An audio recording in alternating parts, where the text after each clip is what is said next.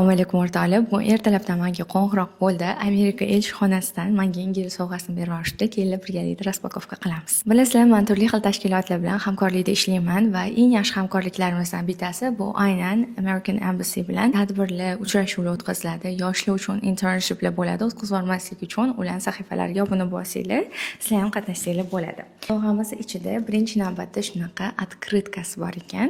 Открытка ustida ham Amerika bayrog'i.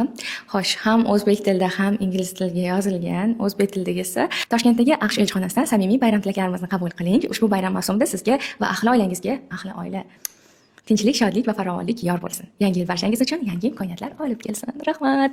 Endi ichidagiga o'tamiz. Qo'limda ushlab turolmayotganim sababi juda ham katta kitob solingan. Hozir ko'ramiz.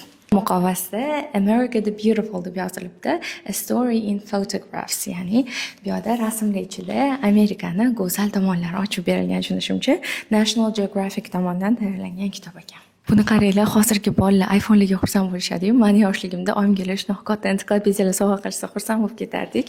Xuddi o'sha kitoblarni eslatardi deyman. O'g'lim bilan juda ko'p kitob o'qiymiz, shuning uchun bu kitob ham endi kutubxonamizda joy oladi. Va o'zlarini brendlangan shunaqa menimcha notebook planshetlar uchun chexolligini berishibdi. Yarashdimi? Rahmat kattakon.